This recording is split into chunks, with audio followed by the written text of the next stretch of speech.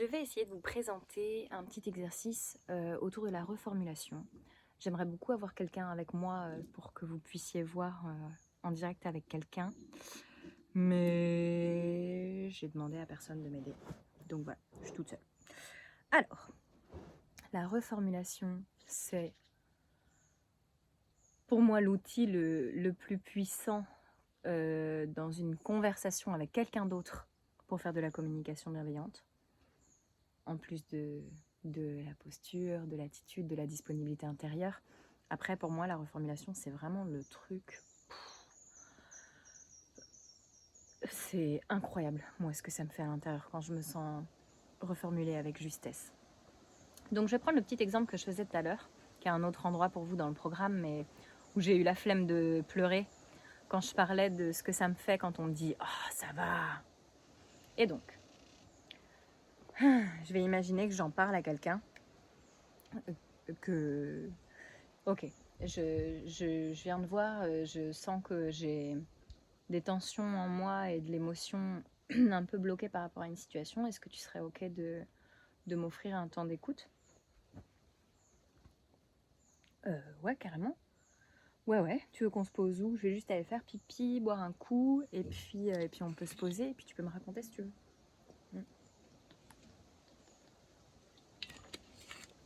Alors, vas-y, dis-moi. Eh ben en fait, quand je pense au fait qu'il y a une part de moi qui est vraiment blessée par le fait que parfois, quand je partage comment je me sens, il y a des gens qui me font « Oh, ça va !» Et quand j'y pense,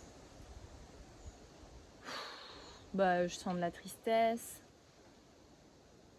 au niveau de ma gorge, de mes yeux. Il y a mes petites narines qui se gonflent aussi, je le sens. J'ai envie de parler de la part de moi à chacal, en fait. Je trouve ça dégueulasse. Je trouve ça dégueulasse de dire ça aux gens. « Oh, ça va !» Je comprends pas d'où ça peut venir, d'où on peut croire que ça va aider les humains qu'on leur dise ça quand ils nous partagent comment ils se sentent, comme les enfants qui tombent, à qui on dit c'est pas grave, alors que l'enfant il est en train d'avoir mal en fait, et c'est pas toi qui sais si c'est grave ou pas en face. C'est pas parce que toi la gravité elle t'atteint pas, parce qu'il faudra pas que tu ailles à l'hôpital, donc c'est pas si grave si ça t'oblige pas toi à aller à l'hôpital. L'enfant peut-être qu'il a flippé de ouf, peut-être qu'il a vraiment hyper mal, et je trouve ça dégueulasse en fait de dire à quelqu'un oh ça va.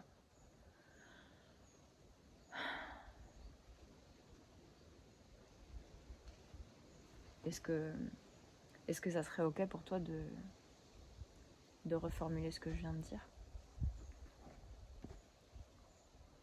Alors, ce que j'entends, c'est que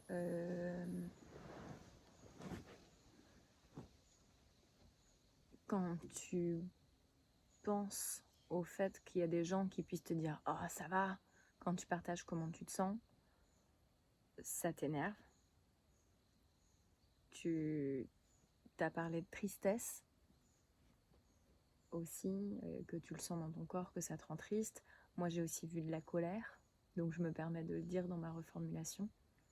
Est-ce que c'est vrai, il y a de la colère ou pas, ou je divague? Non, clairement, je sens que il y a de la colère, je la sens liée à de la tristesse. Je sens la colère là, à ce niveau-là, dans mon corps, et je sens que si j'essaie de me connecter à cette colère, ça vient me donner envie de pleurer par là.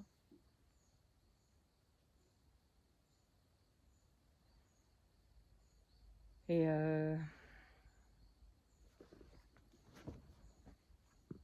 est-ce qu'il y a d'autres choses que tu veux que je reformule, ou est-ce que tu veux continuer de parler? Je veux bien continuer de parler.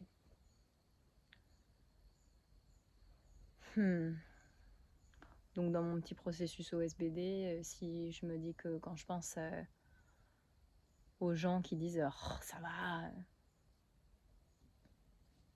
et à ce que ça me fait, j'ai l'impression qu'il y a une part de moi qui a besoin de comprendre,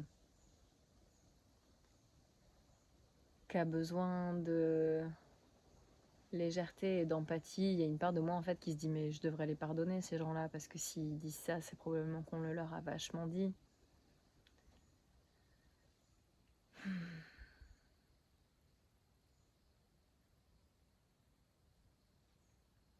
Est-ce que c'est ok pour toi de reformuler?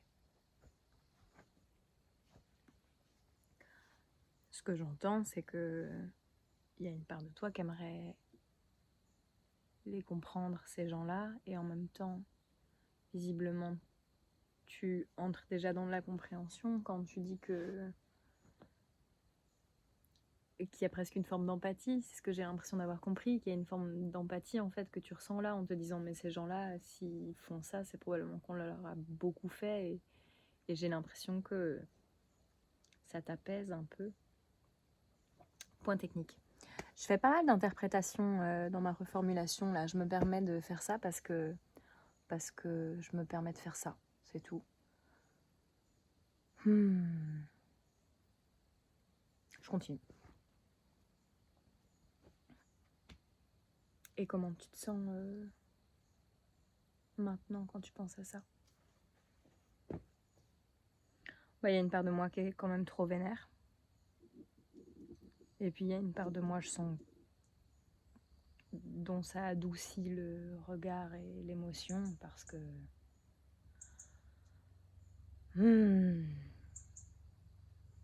En fait, je réalise que de juger ces personnes-là, ça me prend de l'énergie. Et dans le fond, je le sais très bien que chacun fait comme il peut avec qui il est. Chacun fait comme elle peut avec qui elle est, je le sais.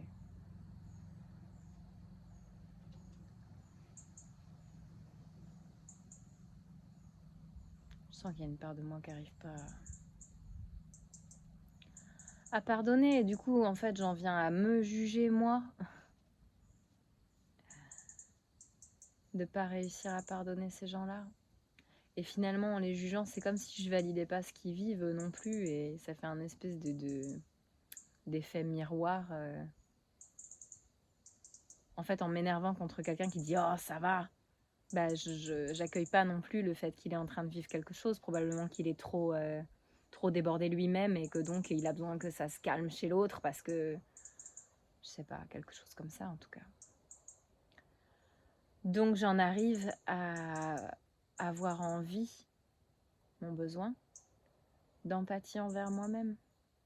Parce que probablement que plus je serai en empathie avec moi, plus je pourrai être en empathie avec les gens.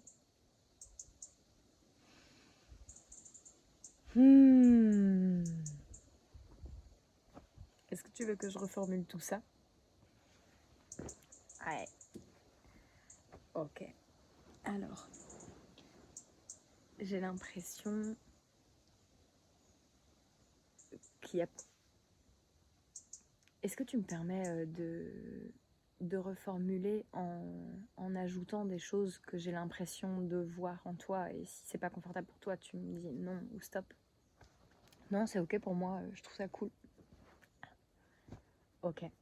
Et ben, j'ai l'impression en fait qu'il y a quelque chose qui s'est transformé un peu là pendant la conversation et que ça partait de quelque chose de très inconfortable, de très crispant et tendant et même qui rendait triste, et qu'au fur et à mesure de, de, de ta parole, quoi, tu as comme réalisé que finalement ce jugement que tu avais envers les gens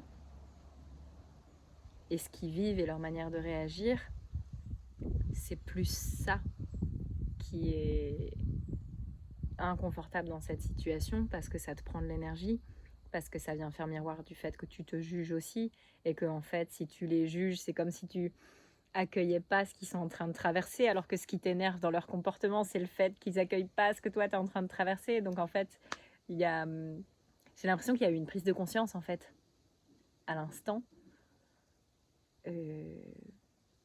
où tu as réalisé que finalement ce que tu as envie de vivre par rapport à cette situation, ton besoin, c'est de l'empathie envers toi-même.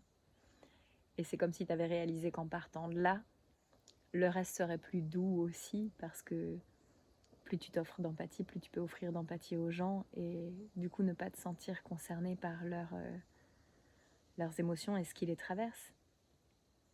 Est-ce que c'est ça?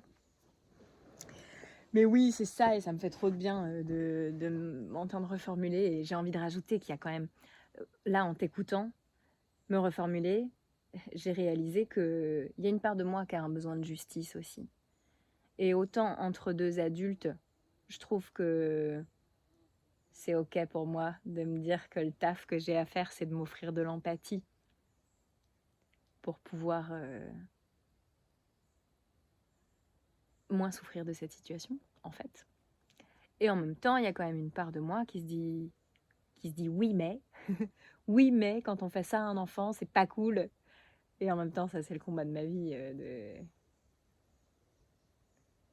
de vouloir prendre soin du monde émotionnel des enfants et d'éduquer les adultes à la communication pour ça.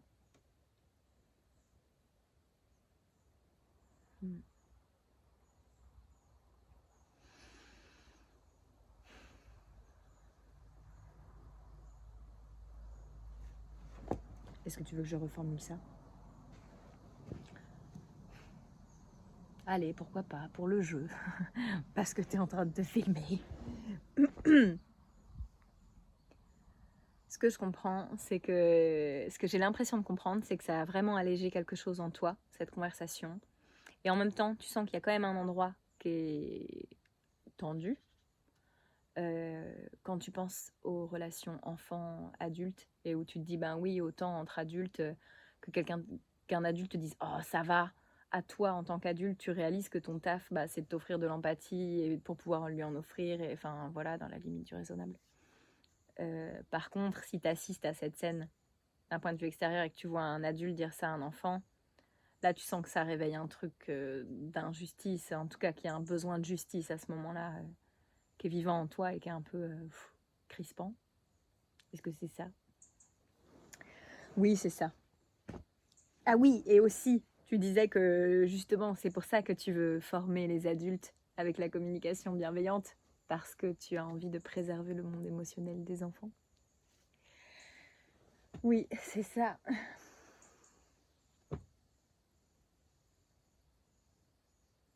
Hmm.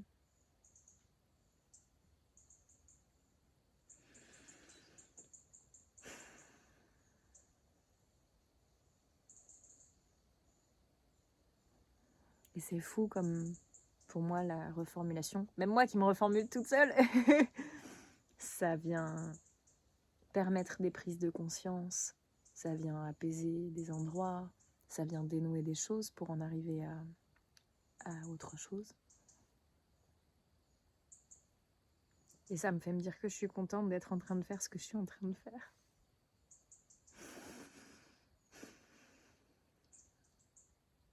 Ça nourrit beaucoup mes envies de sens. Et je réalise que ça a beaucoup de sens. Que je guéris mon enfant intérieur, ma petite Marion, en me formant et en continuant de pratiquer la communication bienveillante, et qu'en partageant ces outils à d'autres, ça peut guérir d'autres enfants intérieurs peut-être, et offrir à nos enfants une humanité plus douce, plus compréhensive, plus sécurisante, plus rassurante, plus aimante, plus harmonieuse.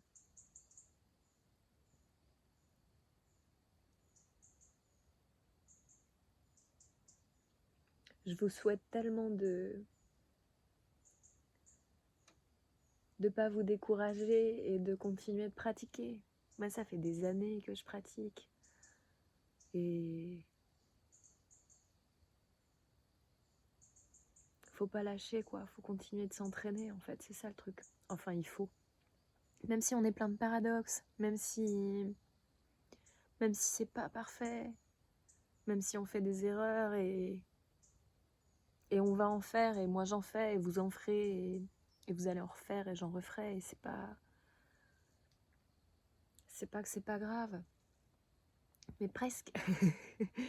C'est que c'est pas ça l'important quelque part. L'important c'est de continuer d'essayer et de se rappeler pourquoi on fait ça.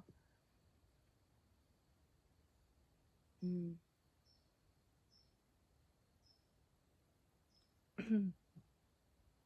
Bon, voilà. Je sais pas encore comment je vais vous proposer d'autres choses sur la reformulation, mais j'ai envie d'en faire d'autres parce que c'est vraiment très très très très puissant. Parce que tout le processus OSBD, il est essentiel. Pour moi, c'est l'essentiel. Retour à l'essentiel, n'est-ce pas? Et c'est le plus gros du taf. En même temps, me connaissant, je sais qu'à votre place, j'aurais envie de plus, j'aurais envie d'outils à pouvoir mettre en pratique avec les gens. Et donc, la reformulation, c'est vraiment un truc hyper puissant. Hyper puissant. Essayez. Essayez! Et puis venez me parler si vous avez envie. De toute façon, tout du long, venez me parler si vous avez envie. Et là, particulièrement pour la reformulation, si vous avez envie de que je vous reformule, par exemple. Vous me faites un petit vocal avec je voudrais te partager quelque chose, un OSBD.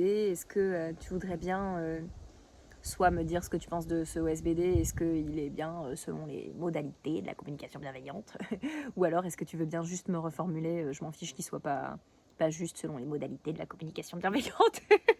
Mais juste j'ai envie de me sentir reformulée dans quelque chose et j'ai envie de me sentir reformulée par quelqu'un qui s'est un peu entraîné. Moi je veux bien faire ça. Vous verrez, c'est tellement agréable. Enfin, je vous le souhaite que ça soit aussi agréable pour vous que ça l'est pour moi. Voilà. À bientôt pour de nouvelles aventures.